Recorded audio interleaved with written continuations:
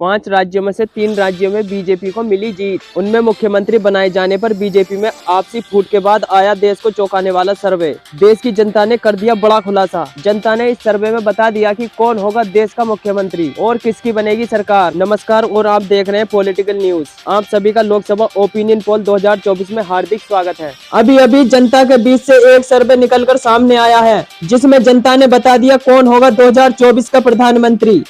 क्या तीसरी बार बन पाएंगे भारत के प्रधानमंत्री नरेंद्र मोदी?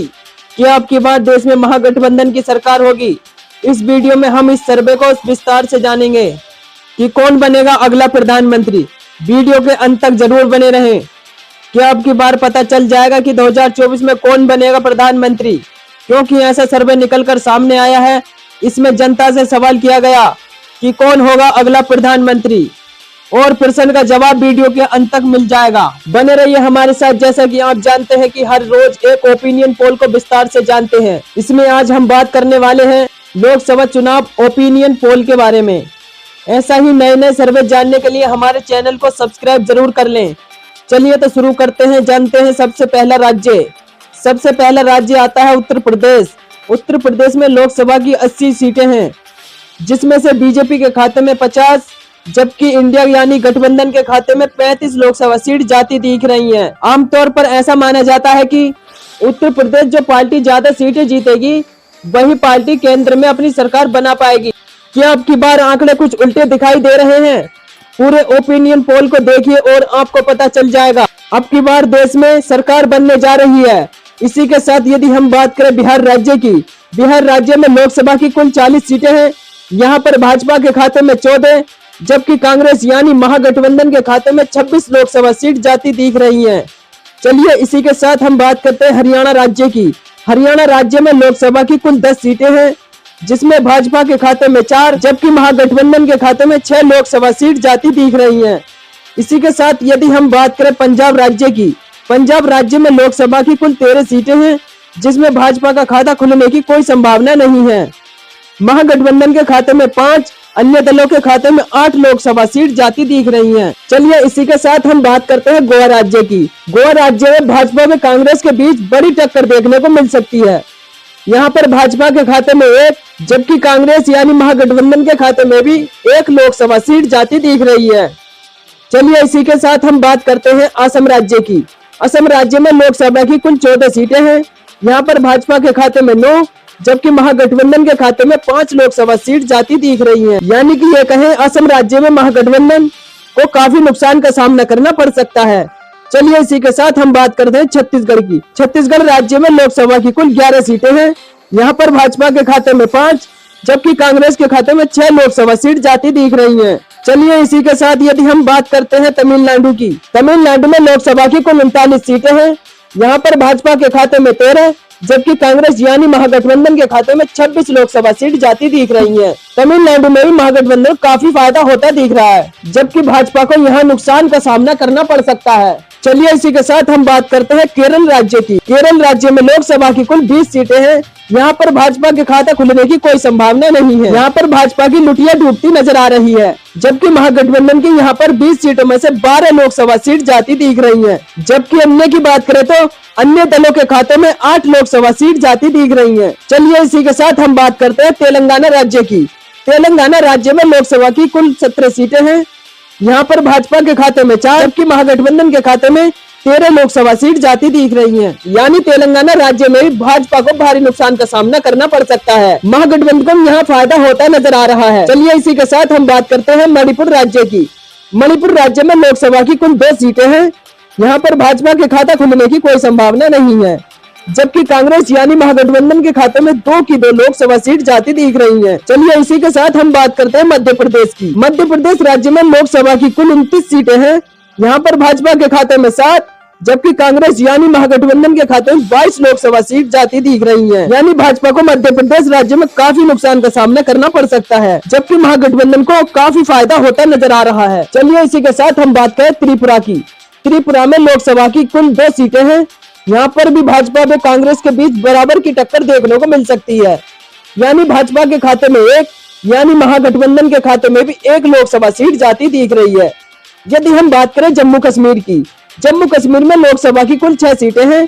यहाँ पर भाजपा व कांग्रेस के बीच बराबर की टक्कर देखने को मिल सकती है। यहाँ पर भाजपा के खाते में 3 जबकि महागठबंधन के खाते में भी 3 लोकसभा सीट जाती दिख रही हैं। चलिए इसी के साथ हम बात करते हैं मेघालय राज्य की। मेघालय राज्य में लोकसभा की कुल 2 सीटें हैं। यहाँ पर भाजपा के खाता खुलने की कोई संभावना नहीं है, जबकि मेघालय की 2 सीट महागठबंधन के खाते में जाती दिख रही है। यानी कि मेघालय राज्य में भाजपा की लुटिया डूबती नजर आ रही है। चलिए इसी के साथ हम बात करते हैं अरुणाचल प्रदेश की। अरुणाचल प्रदेश में लोकसभा की कुल 2 सीटें हैं। यहाँ पर भाजपा व कांग्रेस के बीच बराबर की टक्कर देखने को मिल सकती है। अरुणाचल प्रदेश की 2 लोकसभा सीट भाजपा व कांग्रेस के बीच 1 सीट जाती दिख रही है। तो चलिए इसी के साथ हम बात करते हैं झारखंड की। झारखंड में लोकसभा की कुल 14 सीटें हैं। यहाँ पर भी भाजपा व कांग्रेस के बीच यानी महागठबंधन के बीच बराबर की टक्कर देखने को मिल सकती है। झारखंड की 14 लोकसभा सीटों में से भाजपा के खाते में 7 जबकि महागठबंधन के खाते में 7 लोकसभा सीट जाती दिख रही हैं। इसी के साथ हम बात करते हैं राजस्थान राज्य की। राजस्थान राज्य में लोकसभा की कुल 25 सीटें हैं। यहाँ पर भाजपा के खाते में 17 जबकि अन्य महागठबंधन के खाते में 8 लोकसभा सीट जाती दिख रही है। यानी कि राजस्थान राज्य में भाजपा को काफी फायदा होता नजर आ रहा है, जबकि महागठबंधन को यहाँ पर नुकसान का सामना करना पड़ सकता है। चलिए इसी के साथ हम बात करते हैं गुजरात राज्य की। वैसे तो गुजरात राज्य भाजपा का गढ़ माना जाता है, लेकिन आप सर्वे को देखिए और आपको पता चल जाएगा गुजरात में लोकसभा की कुल 26 सीटें हैं। यहाँ पर भाजपा के खाते में 18 जबकि महागठबंधन के खाते में 8 लोकसभा सीट जाती दिख रही है। यानी कि गुजरात राज्य में भाजपा को काफी ज्यादा फायदा होता नजर आ रहा है। यानी कांग्रेस महागठबंधन को काफी नुकसान का सामना करना पड़ सकता है। चलिए इसी के साथ हम बात करें दिल्ली की। दिल्ली राज्य में 7 लोकसभा सीटें हैं। यहाँ पर भाजपा के खाते में 3 जबकि कांग्रेस महागठबंधन के खाते में 4 लोकसभा सीट जाती दिख रही है। चलिए इसी के साथ हम बात करते हैं हिमाचल प्रदेश की। हिमाचल प्रदेश में लोकसभा की कुल 4 सीटें हैं।